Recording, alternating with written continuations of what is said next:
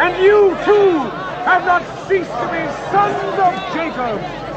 From the days of your forefathers you have been wayward and have not kept my laws. If you will return to me, I will return to you, says the Lord. Do not think you will be saved by your rituals, by going to the temple. It is not sacrifices the Lord demands. Bring no more vain offerings, saith the Lord. I delight not in the blood of bullocks and of lambs. The sacrifice God demands is a repentant heart. What do we do then to be saved? Change your hearts. Take the right way. The Lord saith, my ways are not your ways. Why speak as though none of us know the way to salvation? We know the law as well as you, and we try to obey it. We are the sons of Abraham. We have always kept the law. To those of you that deem themselves just and pious, I say that you must bring the fruits of repentance. Do not content yourself with saying, Abraham was our father, and that is enough to save us. The Lord could take any one of these stones and turn it into a son of Abraham.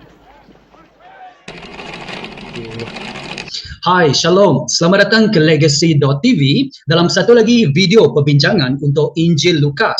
Dan bagi kamu yang mungkin kali pertama menonton dalam video ini, ingin saya ingatkan ini adalah perbincangan untuk Injil Lukas dan kami mengadakan Bible Study setiap hari Rabu pada jam 7.30 petang dan kalau kamu berminat, kamu boleh join kami dan di sana kami juga mengkaji firman daripada ayat demi ayat dan juga bab demi bab. Dan kalau kamu berminat, ada link yang di bawah dan juga ada episod podcast di mana saya menerangkan dengan lebih teliti lagi tentang firman ini. Tetapi dalam perbincangan ini bersama dengan saya lah Yoni, Lolo dan juga Dex, kita akan membincangkan apa yang kita sudah study sebelum ini. Jadi dalam video ini lebih kepada perbincangan dan juga input daripada reflection that we have apabila kita mengkaji tentang petikan ini. Now, dalam video ini kita akan melihat daripada Lukas bab yang ketiga, ayat pertama hingga ayat yang ke-14.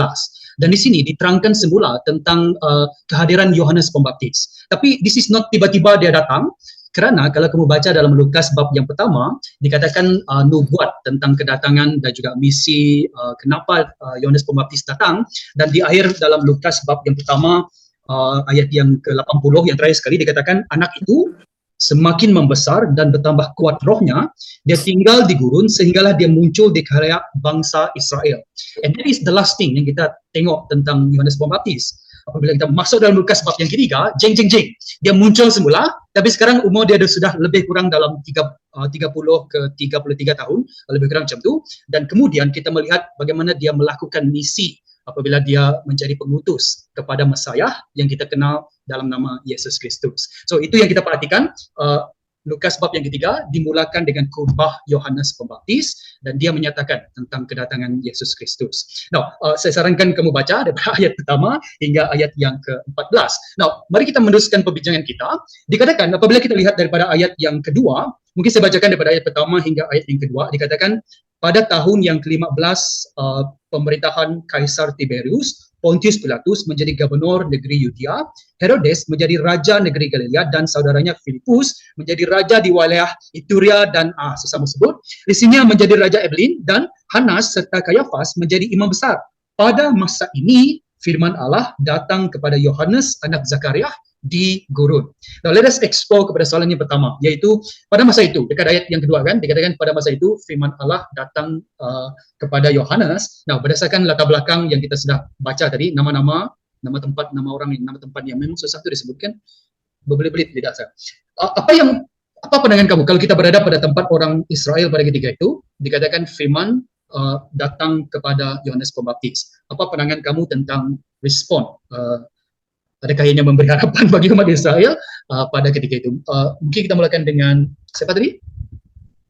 Yoni. Okay, thank you, Richard. So, kalau kita lihat pada ayat pertama dalam chapter 3 ini, kita melihat bagaimana keadaan politik ataupun situasi semasa pada waktu itu, pada waktu Yohanes Pembaptis menerima wahyu daripada Tuhan. So kita melihat bagaimana keadaan politik pada masa itu di bawah pemerintahan raja yang kejam begitu, raja yang tidak mempunyai kemanusiaan gitu. Sama juga dengan imam besar yang sepatutnya membawa mereka ke jalan yang benar, tetapi di situ juga ada perebutan kuasa. Contohnya ada dua imam pada masa yang sama begitu. So itu kita dapat lihat bagaimana ketidakstabilan berlaku di dalam organisasi mereka lah. So pada pandangan saya bagaimana situasi kedatangan Yohanes Pembaptis ini memberi harapan kepada umat Israel pada waktu itu adalah ada satu mereka melihat ada satu Cahaya perubahan. ada satu Harapan. titik harapan untuk mereka melihat ada orang yang akan fight situation semua itulah perkara yang berlaku tu. At least ada sesuatu yang menentang keadaan mereka pada waktu itu.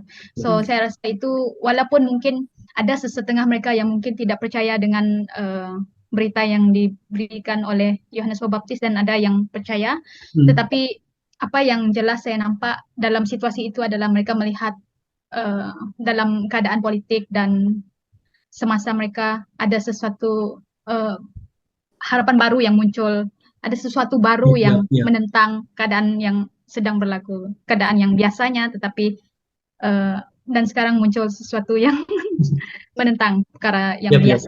Macam itulah, itu yang saya perhatikan di situ. Ya bisa different daripada norma ketika itu kan, dan suddenly tiba-tiba ada satu orang berseru di gurun dan ramai orang pergi ke sana. Sebagai apa yang Oni kongsikan tadi juga, perebutan kuasa raja sudah berubah daripada Kaisar Augustus kepada Kaisar Tiberius, dua orang imam, which is tidak sepatutnya terjadi. So apabila semua hal ini terjadi dan tiba-tiba ada something yang different lah kan daripada sana. Jadi mungkinkah ini memberi harapan juga lah kepada mereka. Anything lagi kamu mau tambah dekat sana, Yunis, selain daripada yang lain? Setakat ini itu saja dulu, biar itu kita memberi gambaran pada waktu itu lah. Gambaran. Jadi awal-awal yes. So, Lolo, what do you think about this? Saya teringat saya sudah tahu yang lepas dari mana yang situasi negara Malaysia. Amboi, masa yang yang PH mau menang dulu tuh. Saya ingat masa itu kan saya boleh saya tidak tidur sebab saya mau tunggu result pada waktu itu. Of course saya berdoa saya mau sampai yang menang lah pada waktu itu kan. Jadi kita tahu pada macam yang Yoni katakan tadi kan, pada waktu itu keadaan kan pertukaran dan dengan keadaan yang tidak baik, kejam, mungkin penindasan terjadi semuanya lah kan, yang tidak baik lah. Dan kita mungkin kalau saya sebagai rakyat pro itu dan saya kenang balik apa yang terjadi 2-3 tahun lepas itu kan, jadi dia macam dah tidak ada pengharapan lagi. Macam mana nih, habislah sudah begitu kan? Adakah? Dan apabila datang news seperti ini kan, dan di mana ada satu lagi kepercayaan timbul. Ada satu lagi kepercayaan timbul untuk satu orang kepala atau satu orang ketua begitu untuk tempat itu pada waktu itulah kan. Begitu. Jadi saya juga merasa itu yang terjadilah pada masa-masa yang PH mau menang dulu kan. Saya timbul lagi satu kepercayaan. Oke. Inilah dia macam itu. Selain daripada pengharapan, of course kita ada pengharapan baru, dan saya juga ada kepercayaan baru kepada news yang diterima. Saya percaya mereka juga mengalami hal yang sama lah semasa mereka menerima berita baik ini begitu. Sorry, can I just mungkin angkap sedikit apa yang mungkin kamu mau sampaikan juga tadi. Yalah, sebab sometimes kalau kita gunakan political situation di Malaysia contohnya kan, selamanya ada dua saja pilihan kan, satu ini ataupun yang satu lagi, tapi tiba-tiba ada satu lagi pilihan yang different dan ini memberi semangat baru lah untuk mengundi ke untuk yes. Yes lo. Ya, itu saja. Ingin mau bercakap tadi. Dex, what do you think about it? Saya rasa hampir sama juga. Tapi ya, kalau melihat kepada macam yang cakapkan latar belakang politik yang berubah, lepas itu imam besar kan, dari segi politik dan juga dari segi agama, ada perbalahan di situ, dan kita tahu kalau orang atas yang berbalah, semua yang di bawah tuh dia akan ada berpihak sana berpihak sini. Pas ada yang percaya dia jadi goyah, ada yang tidak percaya makin tidak percaya. Tetapi bila mendengar kabaran yang dibawa Yohanes ini, bagi orang yang percaya dan menanti-nantikan kelahiran Mesias yang daripada perjanjian lama yang mereka dengar, ini adalah salah satu kepastian bagi mereka yang all of these political things dan juga perkara-perkara yang berlaku tentang pertukaran imam ini bukanlah perkara yang besar, sebab there is something more bigger yang akan datang. Nah, itu yang saya lihat, there is something more big yang mereka tunggu. Dan seperti mana yang kita tahu, kita belajar di Ibrani, Yesus adalah imam besar dan juga raja segala raja. So these two things yang membuatkan mereka rasa, oh, I will not be affected by all of these things, sebab saya telah ada keselamatan yang lebih besar lagi yang akan datang. Itu yang saya lihat ada macam satu pengharapan yang sangat besar. Ya, Tapi itu bagi mereka yang percaya kan? ya. Ya, Yes. Betul. ya. Lihat kepada mereka yang tidak percaya kan, sebab masa baptisan itu pun ada juga yang datang kan. So mungkin yang betul-betul tidak percaya itu mereka ada situasi yang lain di mana, oh, I don't care about all of this news yang Yohanes bawa, dan mungkin bagi mereka yang tidak percaya tetapi datang juga melihat, mereka jumpa juga satu benda yang baru yang lebih bagus lagi daripada benda yang terjadi pada saat itu. Yep. I think all this mengingatkan saya juga apabila every time kalau kita baca firman Tuhan kan, kita mendapati bahawa kedatangan Tuhan itu di hujung-hujung dia, macam apabila benda sudah makin macam worst thing happen, what can be yang lebih worse lagi daripada ini, kita fikir macam tak ada harapan, pada masa itulah something change. Dan dalam Lukas bab ketiga ini, perubahan dia ialah, oh, ada Yohanes Pembaptis dan Yesus akan datang nanti. So di hujung-hujung dia yang ada ke sana kan. So before we go kepada soalan yang kedua, is there any other things that you observe daripada sudden arrival of Yohanes Pembaptis ini dengan Yesus dan sebagainya? Saya ada soalan. Apabila saya membaca ayat yang ke-15 kan, katakan begini, orang ramai menanti-nanti dengan penuh harapan dan mereka tertanya-tanya dalam hati tentang Yohanes kalau dialah Kristus itu, macam itu. Jadi orang ramai macam itu kan. Adakah mereka termasuk dengan orang yang tidak percaya begitu, Pak? Kan? Dan saya berpikir juga maksudnya mereka memang menanti-nantikan seorang kepala, ketua begitu. Macam memang desperate untuk seorang leader yang baik, yang benar, yang boleh membela mereka macam itu. Memang mereka, saya percaya mereka bukan orang percaya atau tidak percaya, mereka pada waktu itu memerlukan seorang ketua, seorang pemimpin yang boleh membela lah begitu. Jadi apabila saya melihat inilah begitu. Yes. Bisa always keperluan daripada dulu sampai sekarang pemimpin kan yang boleh.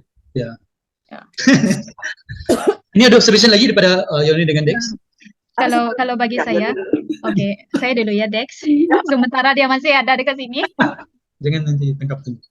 Kalau bagi saya, apa yang saya lihat juga adalah dalam ayat kedua, dia sangat menarik sebab firman Allah datang kepada Yohanes di padang gurun kan. Dan kalau kita baca ayat seterusnya, kalau kita baca ayat 3, 4, 5, 6 macam itu kan, di mana ada berbagai jenis latar belakang orang yang datang kepada Yohanes tuh untuk dibaptis dan tanya apa yang mereka perlu buat untuk hidup lebih. Saya percaya orang yang datang tuh ada yang mungkin tidak tahu tentang nubuatan tentang kedatangan Yohanes nih, ataupun ada yang mungkin datang daripada negara-negara lain kan yang datang. Tuh, lihat. So itu yang menariknya, di mana orang yang tidak tahu tentang Mesias pun datang mengambil tahu, datang bertanya apa yang mereka perlu buat untuk jadi lebih baik macam itulah, untuk berubah macam itu. So saya melihat bagaimana bukan harapan ini datang kepada umat Israel saja, tetapi juga memberi harapan kepada orang selain orang Israel juga lah. Itu yang saya lihat, bagaimana kedatangan panggilan si Yohanes ini sangat memberi impact kepada community di situ pada waktu itu. So itu yang saya lihat. Daripada pelbagai background dan sebagainya kan, semua mereka ada satu, yaitu mereka merindukan something change lah happen. Dex. Kalau daripada saya lebih kepada kalau kita lihat kan tidak juga mau meninggalkan yang berkuasa di atas itu. Kita dapat tahu yang bila mereka mendengar tentang, mereka rasa macam tergoyahkan, dan kita lihat di situ semua dia tertumpu kepada berita tentang Yesus ini. Bagi orang yang percaya, mereka rasa ada pengharapan dan juga rasa diselamatkan. Dan bagi orang yang baru mau percaya, mereka keep on eager untuk mencari siapa yang diberitakan ini. Dan bagi orang yang pada rasa itu, mereka rasa tergoyahkan, mereka mencari segala cara untuk kita tidak boleh membiarkan ini terus tersebar meluas. So benda itu tertumpu kepada satu berita, yaitu berita tentang either dia pengharapan ataupun either dia ada yang rasa tergoyahkan. Ya, sesuai dengan nubuat tentang Yesus kan dikatakan segalanya jatuh dan bangun berdasarkan anak ini, yaitu sebagai Pak Dex katakan setengah pemimpin mereka mungkin akan rasa tergoyahkan ataupun terancam kedudukan mereka, dan yang lain ada harapan tapi ada yang tertantangnya, tapi different people we have different respon tentang apa yang ada dekat sini. But the good things yang kita juga perhatikan dekat sini ialah dalam banyak-banyak kesibukan, dalam banyak-banyak things happen in political pada ketika itu, the words yang selalunya, sebab kalau kita baca dalam buku Amos kan, dikatakan suatu hari nanti akan ada kemarau tentang firman Tuhan. Dan dalam keadaan ini, kemarau firman Tuhan ini dikatakan pada ayat yang kedua, pada masa itu firman Allah datang kepada Yohanes Pembaptis. It's a very good news bagi mereka yang menanti-nanti dan percaya kepada Tuhan kan. Now let us go kepada soalan yang kedua. Kita dikatakan di sini apabila kita melihat tentang petikan ini, misi dan message Yohanes Pembaptis kan, adakah ianya relevan untuk kita pada masa sekarang? How does it make it relevant untuk kita apabila kita perhatikan message dan juga misi Yohanes Pembaptis ini? Lo? Oke, saya sangat mengagumi itu. Oke, apabila saya melihat berapa beraninya Yohanes Pembaptis pada waktu ini kan dia mengatakan tentang dia katakan yang di ayat yang ke-7, hai, saya boleh imagine dia punya macam mana dia memang mungkin dia besar suara dia dan hai, kamu bagaikan ular kapak berbisa, saya akan mengingatkan kamu supaya melepaskan diri pada kemurkaan Allah kelak. Jadi sangat relevan untuk message dan juga misi Yohanes Pembaptis, di mana saya melihat apa yang dia deliver adalah tentang kemurkaan Allah. Jadi sebab kita manusia, kita berdosa dan tentang kemurkaan Allah juga remind kita kepada bahwa kita adalah manusia yang berdosa. Gitu. Mungkin pada waktu sekarang mungkin tidak ramai orang yang mau menyatakan tentang dosa, mau ada kalau khotbah sharing kan menyatakan tentang kamu berdosa macam tu kan. So jarang macam tu sekarang. Tapi secara serius saya melihat apa yang Yohanes lakukan, dia terus mengatakan tentang kemurkaan Allah, apa yang dosa yang kita lakukan akan membawa kepada kemurkaan Allah begitu. Jadi dan rasa saya percaya sekarang harus juga hal-hal ini ada dan sangat relevan, harus dipraktikkan, bahwa kita ingat memang kita harus berkata tentang kasih Tuhan macam itu kan, tapi harus juga dikatakan tentang dosa supaya kita tahu, ingat kita ini juga orang yang berdosa macam itu Pak kan. Kalau kita tidak diingatkan seperti ini, saya rasa mungkin kita terlalu bangga bahwa kita tidak berdosa begitu. Jadi itu yang sangat amazing bagi saya dan sangat relevan apabila Yohanes Pembaptis terus straight to the point katakan tentang hal dosa dan juga tentang kemurkaan Allah begitu. Ya. Mungkin itu message yang kurang dengar pada masa sekarang kan? Kurang popular. Yes. Dan I think I like apa yang Lolo juga katakan tadi, memang kasih kurnia akhirnya sebab Yesus datang dan menunjukkan kasih kurnia, tapi kasih kurnia itu lebih dihargai apabila kita melihat kenapa kasih kurnia ada, disebabkan ada kemurkaan Allah, disebabkan dosa manusia lah yang itu kan. Yang lain bagaimana dengan Dex? Oke, saya baca balik apa yang saya tulis kan sini. Salah satu dia hampir sama dengan lo lah. So saya tulis menyampaikan, ya so kalau kita lihat the overall message ya tentang Yesus kan. Dan saya ditegur juga untuk menyampaikan message tentang Yesus itu exactly what it is. Bukan kita menapis-napis lah macam lo cakap tadi kan, either to yang sudah lama jadi Kristen ataupun yang non-Kristen. Sebab kadang-kadang fokus kita kepada yang Kristen ini karena mereka telah boleh menerima, mereka tahu kan. Dan juga bila pada non-Kristen kita bercerita tentang kasih Tuhan.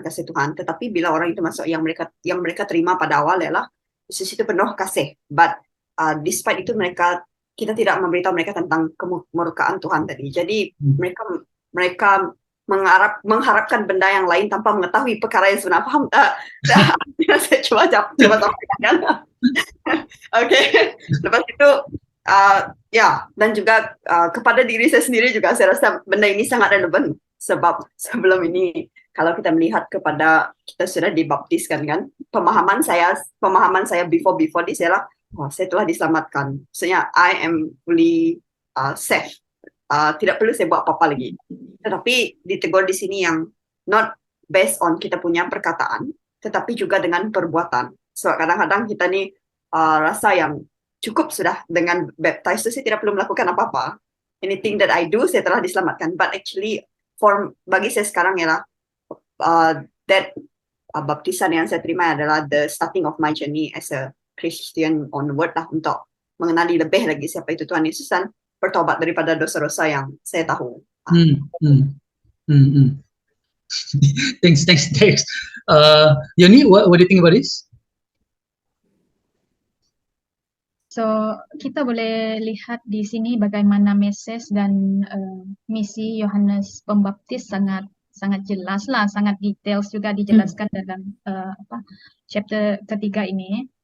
So, kalau saya lihat keadaan sekeliling saya pada waktu inilah, di mana kalau kita lihat negara kita inflasi berlaku, di mana harga barang naik, uang ringgit jatuh macam tu.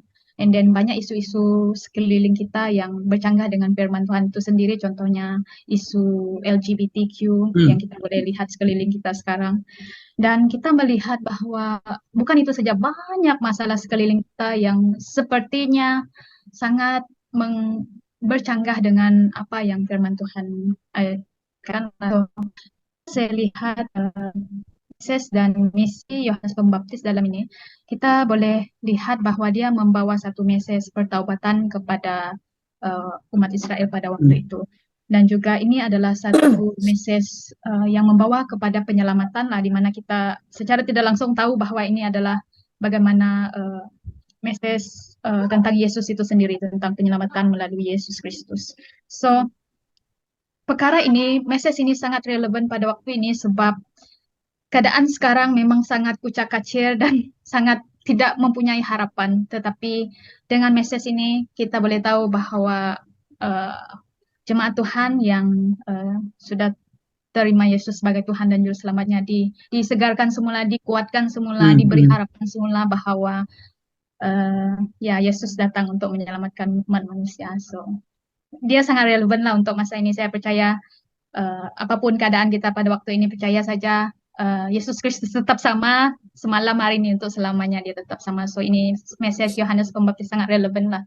Tak kira apa berlaku, percaya sajalah. Yes. Yes. So for me, daripada petikan apa yang Yohanes sampaikan di sini, sometimes kita nampak dia memang agak keras, dan sukar juga kita jumpa orang seperti inilah yang membawa orang kepada Tuhan, dan message dia sangat-sangat keras bagi orang yang lemah semangat. Memang tak tahu lah, mungkin sakit jantungnya masa itu dipanggil sebagai ulah beludak dan sebagainya. Dan ini mengingatkan saya juga kadang-kadang yes, untuk kita tegas, sometimes kita juga janganlah, apa yang saya coba sampaikan ialah Yohanes Pembaptis dia keras, tapi kekerasan dia ataupun ketegasan dia membawa orang pergi kepada Yesus Kristus. That's the whole point kenapa dia memberi message begini. Tapi kadang-kadang kalau kita cuba juga ikut Yohanes Pembaptis, tapi kadang-kadang kita hanya berhenti di sana. Kita menjadi keras, kita menjadi sangat-sangat tegas, dan it become sangat-sangat metodis, bukan metodism. Maksudnya dia sangat-sangat, kamu kena buat macam ni, kamu buat macam ni, bukan buat macam tu, baru kamu datang kepada Tuhan. Tapi itu semangat Yohanes Pembaptis yang tidak benar sangat, kerana dari segi firmness Yohanes Pembaptis ini membawa orang kepada Tuhan Yesus Kristus. Now, of course kita kena message yang saya dapat dekat sini, relevannya ialah of course kita kena beritahu orang tentang dosa dia harus bertobat, dia harus datang semula kepada Tuhan, tinggalkan kehidupan yang lama. Tapi kalau kita berhenti dekat sana saja, saya rasakan itu akan membawa kepada sesuatu yang mungkin orang akan rasa tertekan, rasa stres, rasa kalau saya buat macam ni, Tuhan akan buat macam ni. Tapi at the end of the day, yes, kita kena tegas, tapi seperti Yohanes Pembaptis juga, bawa orang kepada Yesus Kristus. Ini masalah dia, ini penyelesaian dia, ini yang terjadi dalam kehidupan kamu, inilah penyelamat kita, bawa Yesus Kristus. So for me, that is yang saya perhatikan daripada Yohanes Pembaptis. Tapi kadang-kadang Yohanes Pembaptis ni, saya sangat-sangat minat dengan Yohanes Pembaptis, tapi saya tak suka untuk hidup seperti dia. Macam tu, saya minat saja kan. Any respon lain daripada saudara-saudari yang lain? Saudara-saudari. Dex, Yon, Lon? Yohanes Pembaptis menjadi jalan untuk Yesus Kristus, kan begitu kan, membuka jalan. Jadi ini mengingatkan saya untuk sekarang ini, macam itu kan, kita yang membawa orang untuk kepada Yesus, untuk mengenal Yesus, untuk percaya Yesus. Kadang-kadang saya sendirilah, contoh saya sendiri begitu. Kadang-kadang saya mau orang ini percaya Tuhan, contohlah, tapi saya juga agak saya reflect dengan apa yang Richard cakap tadi, saya juga agak keras, saya juga agak tegas begitu, Pak. Saya mau mereka begini, mereka dibentuk, macam saya pula yang mau mereka jadi seperti itu, Pak. Contohnya, jadi apabila saya pikirkan balik, oh adakah saya ini menjadi channel untuk membawa mereka ini kepada Tuhan, atau mereka ini stres, oh begini harus jadi kenal Tuhan begitu, Pak. Jadi itu juga menegur saya di mana macam mana cara yang sepatutnya yang kita harus buat untuk bawa bawa orang percaya kepada Yesus. Begitulah. Yep. Dalam ketegasan itu harus ada lemah lembut dan harus juga ada kasih Tuhan lah. Begitulah. Jadi itu yang memang sangat menegur saya lah, dari macam mana metode yang kita pakai ataupun cara yang kita guna untuk membawa orang kepada Yesus Kristus lah begitu. Ya. Macam message kemurkaan Allah itu tadi kan, memang Alkitab lah kan, memang Alkitab. Tapi kalau kita berhenti di sana kan nanti orang habis lagu, tapi bawalah kepada kasih karunia Allah. Yes. Yon, Dex? Daripada saya tak ada apa yang, ya saya rasa most of it sudah dikatakan, dan apa yang lo cakap tuh, saya ada satu masalah in which saya bukan orang yang berani bila but something to learn daripada Yohanes bila dia membuka jalan bagi kita, kena ada keberanian lah, sebab kenapa? Sebab apa yang kita mau sampaikan itu adalah sesuatu yang benar. Yesus itu adalah Allah yang benar, so we need to have keberanian itu yang saya rasa macam every time itu kan mesti mau kena tegur diri, saya kena berani sebab apa yang saya mau sampaikan ini adalah perkara yang benar. Yep, correct. Yang ada apa-apa penambahan? Kalau bagi saya pun mostly perkara yang ingin saya sampaikan pun sudah di-cover, but satu perkara lagi yang saya pikir tadi, message Yohanes adalah untuk membuka jalan pertobatan bagi umat Israel di situ untuk menerima keselamatan, juru selamat begitu kan. Dan cara yang dia bawa adalah dengan membaptis orang dekat situlah dengan air, macam itu dia baptis supaya itu menjadi bukti bahwa orang itu sudah berubah, macam itulah. Ada satu perubahan dalam diri dia. Oke, ini membuktikan bahwa kamu sudah berubah. So, saya rasa itu pun masih relevant sampai hari inilah, di mana pembaptisan ini akan menjadi bukti bahwa kita telah membuktikan kepada orang sekeliling kita bahwa kita sudah menerima Yesus sebagai Tuhan dan Juru Selamat kita lah. So saya rasa itu pun masih relevan sampai sekarang. Pembaptisan itu menjadi bukti secara luaran lah. Mungkin ada tempat yang tak ada air kan. Yes. Yep. Some other things juga, saya rasa kan kita memang sudah familiar apabila kita baca tentang kita juga harus menjadi suara kepada kedatangan Tuhan, kita menjadi petunjuk arah, dan saya sangat suka dengan ayat yang ke-6 dikatakan semua manusia akan melihat penyelamatan yang dikurniakan oleh Allah. So di day, suara kita apabila kita bersuara kepada orang datang bertobatlah dan sebagainya, akhirnya kita mau orang pergi jumpa supaya manusia melihat penyelamatan yang dikurniakan oleh Allah, yaitu Yesus Kristus. Nah, dalam salah satu lagi message yang disampaikan oleh Yohanes Pembaptis, dia katakan ayat ke-8, buktikanlah perbuatan bahwa kamu telah bertobat. Nah, semua orang boleh cakap saya bertobat, tapi dia cakap buktikan pertobatan kamu melalui perbuatan supaya orang tahulah sama ada perbuatan kamu benar ataupun tidak. Jadi, dalam konteks keadaan dan juga pekerjaan ataupun pelayanan kamu lah, just going back to your setting, environment kamu ataupun background kamu, apakah beberapa contoh pertobatan yang untuk menunjukkan bahwa kamu dapat tobat melalui perbuatan kamu. Dex? Susah soalnya kan? Ya, kalau ini betul-betul susah. Pertama sebab orang akan melihat kita macam ini dia nih dalam kerjaan. Yang kedua adalah dia rasa macam saya adalah orang yang paling betul. Itu yang saya pikir bila saya tengok soalan ini kan. Tapi Dex, sorry, sebelum Dex teruskan juga. I think persoalan ini kita timbulkan so that kerana kita mau beritahu yang kalau kita lihat setiap orang yang datang bertemu dengan Yohanes Pembaptis, seperti pemungut cukai, mereka yang lain, dan setiap kali mereka tanya soalan askar, mereka tanya soalan, Yohanes Pembaptis tak ada satu jawapan yang satu untuk semua orang. Tapi dia bagi jawapan yang sesuai dengan keadaan orang pada ketika itulah. Jadi persoalan kita dalam soalan yang ketiga adalah, from you, daripada pelayanan pekerjaan kamu dan sebagainya, apakah yang kamu lihat sebagai perbuatan menunjukkan pertobatan kamu? Ya, sorry, Dex. Kalau dari saya lah, saya rasa most of us kita pernah menghadapi situasi, bagi saya sendiri lah. Dulu saya tidak paham juga.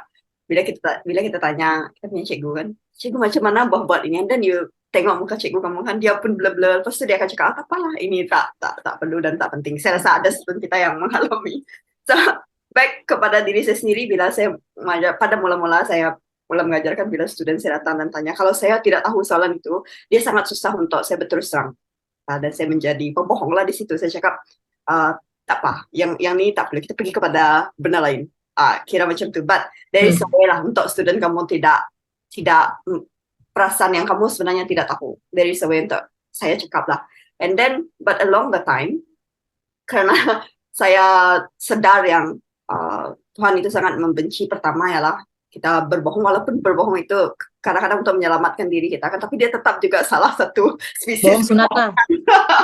ya, salah satu spesies kebohongan. Jadi saya belajar untuk whenever student saya tanya, walaupun benda itu di out of the context pembelajaran, but I learn to say this thing I'm not sure, ataupun saya tidak tahu, I will study and get back to you.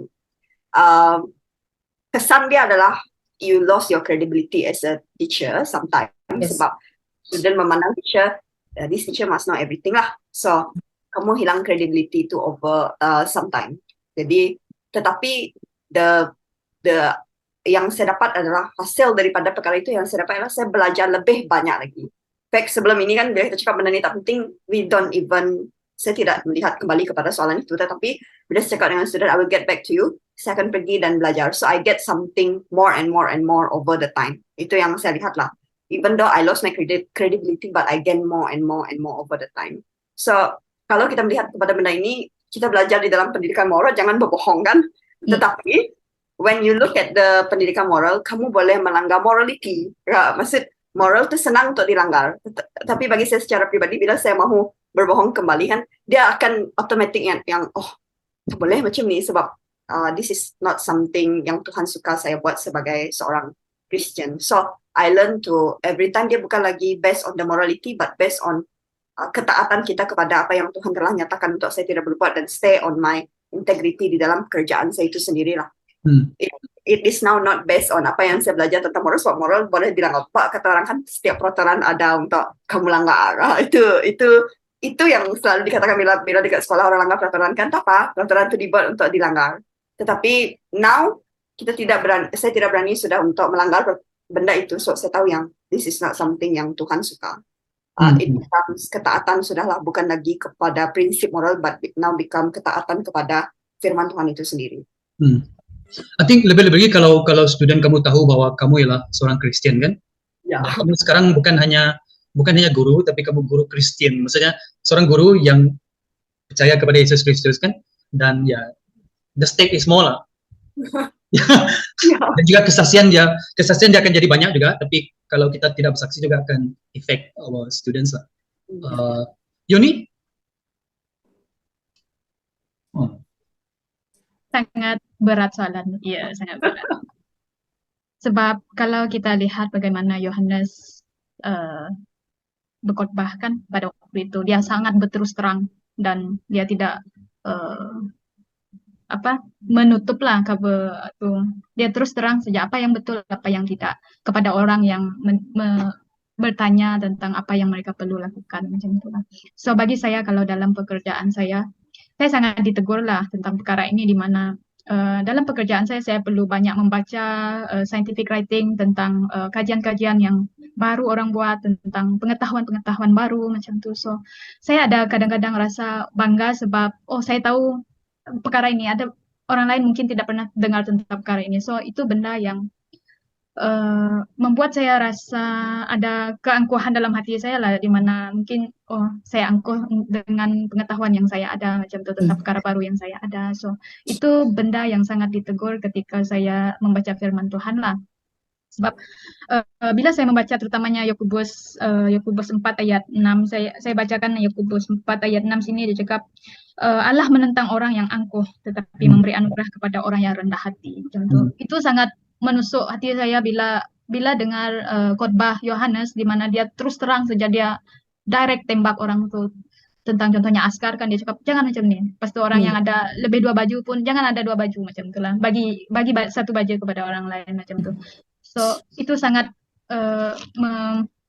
menusuk ke dalam jiwa saya, menimpa. menimpa saya secara pribadi teguran-teguran seperti ini, di mana bila saya menyelidiki siapa saya, hati saya kan motif hati saya. So ada keangkuhan contohnya di situ. Tetapi itu yang saya bersyukur sebab firman Tuhan menegur saya untuk bertaubat dan menjadi sanggup untuk belajar daripada orang lain. Walaupun mungkin mereka tidak tahu tentang apa yang saya tahu, kami boleh belajar sama-sama. Itu benda yang saya belajar di tempat kerja saya lah, untuk belajar daripada orang lain, untuk mendengar pendapat mereka. Sebab kalau dalam membuat keputusan kita perlu mendengar banyak pendapat orang, dan biar firman Tuhan memberi kita hikmat untuk membuat keputusan itulah untuk. Ya, itu yang saya pelajari. Thank you. Thank you nih. Lolo? Kalau saya dari segi pelayanan, jadi ceritanya tadi itulah. Dulu saya rasa, apabila saya renungkan kembali, saya agak kejam macam itu, agak kejam.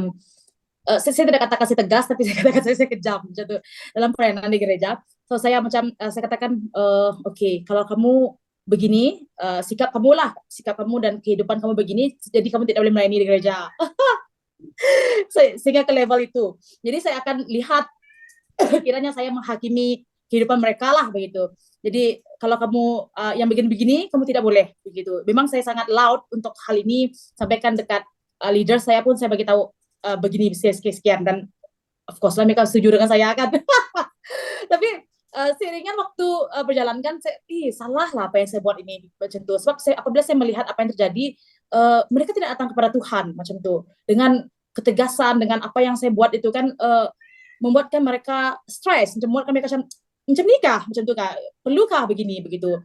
Jadi saya come with conclusion di mana semua orang memerlukan Tuhan, macam itu. Semua orang harus mengetahui dan mengenal Tuhan begitu, dan menerima keselamatan dari Tuhan Yesus. Dan apabila saya melakukan hal seperti ini, macam mana mereka mau menemukan Tuhan? Walaupun sesungguhnya latar belakang mereka jahat sekalipun, macam itu kan, kalau kita tidak menjadi satu orang yang membawa mereka untuk mengenal Tuhan dengan cara yang betul, begitu kan? Macam mana mereka mau berjumpa dengan Tuhan lah, mau mengenal Tuhan itulah. Jadi firman Tuhan memang menegur saya di mana orang yang memerlukan Tuhan bukanlah yang sehat-sehat, macam itu, mereka yang sakit macam itu kan. Jadi itu yang memang, lu salah lah apa yang kau buat sama ini, macam itulah. Sebab saya mau menjaga standar macam itu, menjaga standar. Jadi itu yang membuatkan saya ditegur.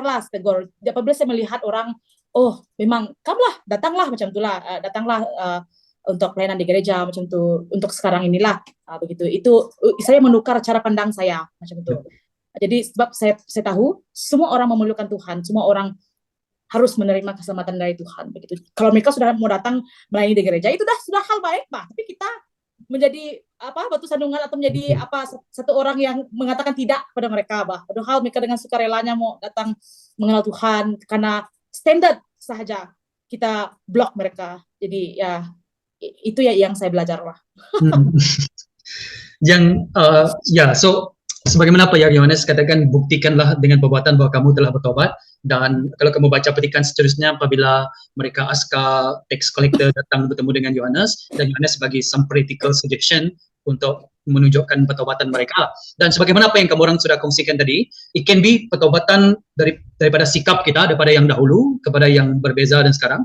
Dan mungkin juga some of us ataupun mungkin ada yang contohnya tidak lagi memukul istri contohnya. So itu sesuatu yang ataupun berbohong, mencuri, minum arak sampai mabuk dan sebagainya.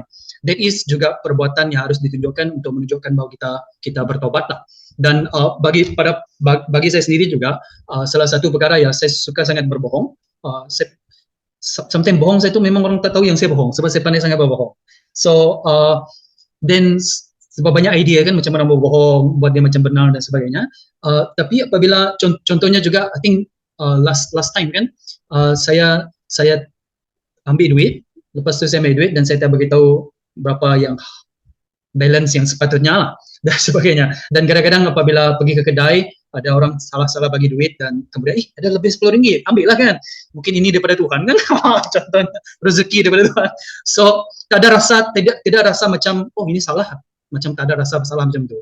Tetapi bila pertobatan datang, macam kalau menipu 10 sen mungkin rasa macam berhutang lah sangat-sangat banyak dan sebagainya. So daripada sana juga saya melihat buah pertobatan itu ada dekat sana juga lah. Dan tapi sometimes juga kita juga perlukan, bukan sometimes, kita juga perlukan Roh Kudus untuk menegur kita, sebab sometimes apa yang kita rasa betul mungkin tidak benar menurut firman Tuhan, dan Roh Kudus juga kadang-kadang boleh menyentuh kita untuk mengubah cara hidup kita. Walau apapun, setiap kontes kita seperti kita nampak macam sikit kan, macam sikap kena berubah sikit macam ni, kena bagi balik apa yang sepatutnya milik orang kita kena bagi balik dan sebagainya.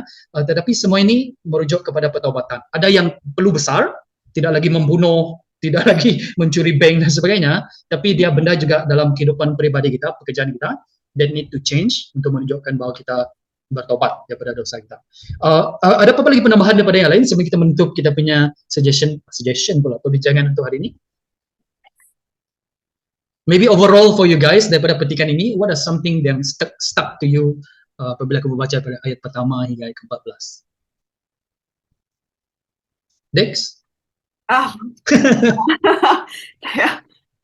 Ya, saya rasa yang stuck dekat saya lah pertobatan itu sendirilah, sebab itulah banyak sangat buat kesalahan dengan orang kan. Dan sebab macam mana cakap dengan dia macam ni. Kalau saya baru saja tahun ini bertobat daripada meninggi suara dengan bapa saya, sebab kadang-kadang bila kita dengan parents kita kan tidak terasa juga kita menyakitkan hati mereka. Tetapi saya betul-betul ditegur dari dalam, yang saya kena menghormati dia sebagai seorang parents, sebagai seorang bapa, sebab apa yang dia cakap itu tidak melanggar firman Tuhan. Jadi for me to respect as a doctor, satu proses yang sangat susah untuk belajar, but teguran demi teguran dari dalam, dia menjadikan rasa sekarang sudah tidak susah lagi lah. Dia bercakap pun sudah macam wah. So, pertobatan adalah perkara yang menyentuh saya secara pribadi. Quite interesting juga Dex kan, sometimes pertobatan is on the spot pada ketika itu terus berubah, tapi sometimes ini proses kan. Tapi harus ada buah yang ada lah dekat sana. Tapi kalau kamu baca apa yang Yohanes cakap, dia cakap kapak sudah terletak pada akar umbi, setiap pokok yang tidak menghasilkan buah yang baik akan ditebang dan dihumban ke dalam api. Takutnya. So I like apa yang point daripada Dex itu juga tadi lah, sometimes perubahan itu is a process kan, tapi kita harus menuju kepada proses itulah, tidak stagnan lah macam tu. Interesting. Yon, lepas Yon Lolo. Oke, kalau dari saya adalah untuk saya acknowledge sajalah ini the powerful words of apa yang sudah Tuhan katakan melalui Yohanes ni lah, untuk acknowledge firman Tuhan itu sendiri lah. And then satu lagi perkara yang sangat relevan bagi saya bila belajar tentang Lukas 3 adalah untuk surrender untuk menyerahkan, surrender kepada kuasa Tuhan itulah, surrender kepada Roh Kudus itu. So itu poin message yang saya dapat secara pribadi lah bila baca Lukas 3 ini. Yep, thanks Yon. Lo? Untuk sediakan jalan untuk Tuhan begitu kan, untuk orang ini ya yang saya belajar lah sepanjang ini juga. Kita tengah berpikir ayat kan. Kalau orang yang mau datang kepada Yesus, saya percaya mereka memang akan datang terus. Contoh kan mereka melihat kita orang yang percaya, mereka akan datang dan approach, mereka mau mengenal Tuhan, begitulah saya rasa. Tapi sebagai orang yang menjadi channel Tuhan ataupun menjadi orang yang akan menyatakan tentang Tuhan, saya belajar sangat memerlukan Roh Kudus, sangat memerlukan Tuhan itu sendiri, supaya orang itu yang mau datang kepada Tuhan, dia seperti yang saya sudah buatlah dulu kan, dia memang harus datang kepada Tuhan lah. Kita bukan jadi seorang yang blok kehadiran dia untuk datang kepada Tuhan begitu. Jadi harus dengan kerendahan hati dan juga acknowledge Tuhan itu lagi, semua apa yang terjadi hanya untuk Tuhan, dan jiwa yang diselamatkan mau datang kepada Tuhan juga adalah satu untuk Tuhan juga lah begitu. Jadi ya itu saja. Thank you. Satu, tentang apabila kita melihat permulaan untuk nubuat tentang Yohanes Pembaptis, dikatakan suara seorang yang berseru di gurun, dia katakan begitu kan. Dan kalau kita pergi kepada Yohanes bab yang pertama, ada juga orang bertanya soalan kepada Yohanes Pembaptis. Mereka tanya, siapakah kamu? Yohanes mengaku, aku bukanlah Kristus. Kemudian mereka bertanya lagi, jadi kamu ini siapa? Elia. Dia cakap bukan. Adakah kamu Nabi? Dia menjawab bukan. Nabi itu merujuk kepada Nabi seperti Musa. Dia cakap dia bukan Nabi seperti Musa, bukan. Kemudian mereka berkata, siapakah kamu? Katakan supaya kami dapat menyampaikan jawapan kepada orang yang mengutus kami. Menurut kamu sendiri, kamu ini siapa? Dan itulah peluang yang terbaik untuk Yohanes berkata, aku ialah pengutus Yesus Kristus yang telah disampaikan oleh Tuhan, penuh dengan Roh Kudus dan segala kekuasaan diserahkan. Dia tak cakap begitu, tapi Yohanes menjawab, aku ini satu suara yang berseru di gurun. Sometimes kita membuat kesaksian kepada Yesus sangat-sangat complicated kan. Kadang-kadang kita cakap saya bukan seorang guru, saya bukan seorang yang terlatih, saya tak pernah pergi sekolah ini, sekolah itu dan sebagainya. Tapi Yohanes Pembaptis mengaku diri dia sebagai satu instrumen yang semua kita boleh buat. Dia cakap saya ialah suara yang berseru di atas gurun. Dan kecuali kita bisu, mungkin kamu ada alasan, kalau kamu bisu kamu ada alasan, tapi selagi kita tidak bisu, kita boleh menjadi suara untuk menyatakan siapakah Yesus Kristus itu. Dan itu yang saya juga perhatikan daripada Yohanes Pembaptis. Alright guys, thank you very much. Sehingga kita, it's a good discussion, full. Saya rasakan, saya pun tak tahu berapa lama sudah kita record, but it's a very good conversation. Dan juga, kalau kamu, everyone, kalau kamu interested to join us, join Bible Study, apabila kita melihat petikan firman satu persatu dan kita membincangkannya, join us dalam Dark Down Deep, yaitu grup Bible Study di mana kita mengkaji firman setiap minggu pada hari Rabu pada 7:30 petang. Nah, sehingga kita berjumpa lagi dalam episod yang seterusnya. Goodbye and shalom. Bye-bye.